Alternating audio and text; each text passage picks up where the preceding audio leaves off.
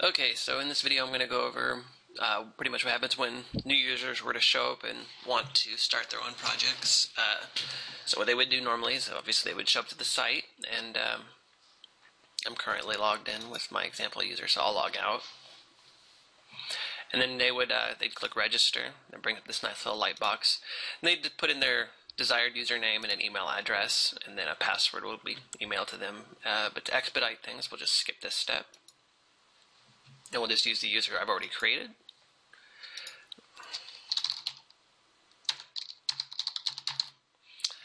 The users also have the option to be able to log in with their Facebook or with their Twitter, which I find convenient. A lot of sites do that, so I'll log in. And then I'm now authenticated. So then, normally if a user wanted to start a project, they would just click the Submit Project.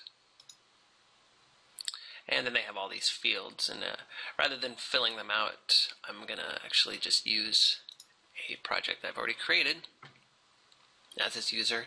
So under My Account, the user will have the option to be able to edit one of their projects that they have currently running.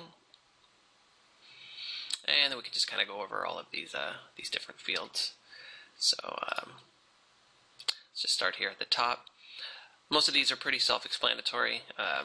The amount that they want. We're going to have the amount of time that it takes until they're done, so we can maybe set it to a later date. They have the rewards. The reward system allows them to kind of give the user an incentive to bid. I just set 3 rewards. Here's the categories. These are just some example categories that I created. We'll go over with you all the categories you think will be necessary for the site. The users don't have the options to create categories, so it's important that we make enough categories that they have, pretty much anything that they want to do will be covered inside of one of them. We have the option of nesting these between parent and child relationships. I'm going to make another video on actually how to create categories, so I'll go over that. And so we'll go back to the top here. We have the title for the project. It's called an example project. Featured image area, which is actually, if I open this up in another page,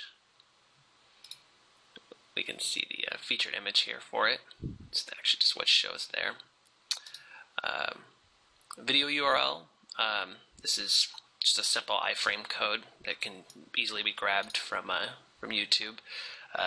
This is super basic, works the same way on all websites. People should be fairly familiar with how this kind of thing works, but I'm going to make a video going over all this in depth once we launch the site, and I'll explain and show users how to actually get this content from a couple of larger video websites like Vimeo and YouTube.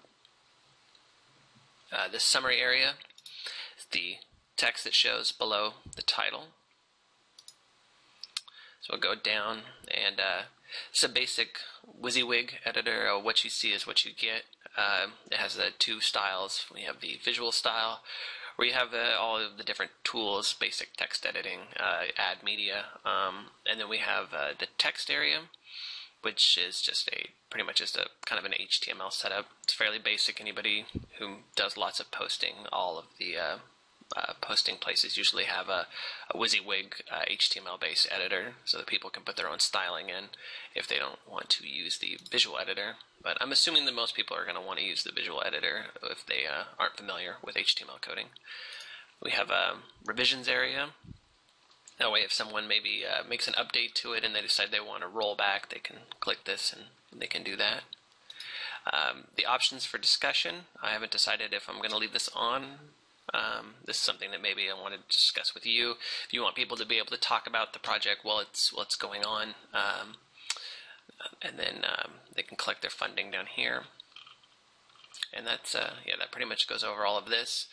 Basic users won't have their projects actually published after clicking the button here. This would normally say Submit for Review, but I've actually set this one to Published for some testing that I was doing.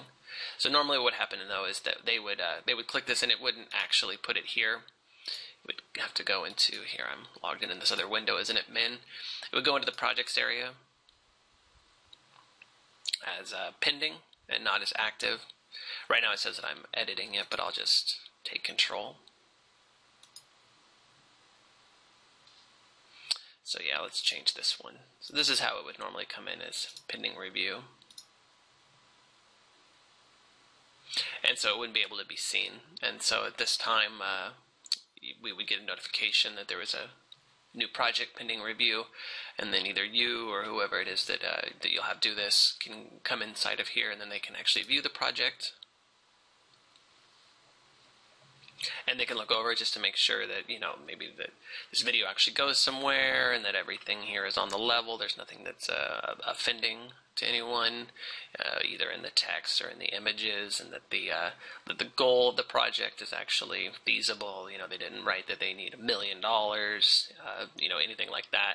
And then once they decide that this is good, then they can just actually go back, and then they can actually just publish the project. And then now it'll immediately be able to be viewed by users who show up to the site in the recent projects area. And so then that should be good. So yeah, I think that covers everything for this. If you have any questions or input about anything, just please let me know.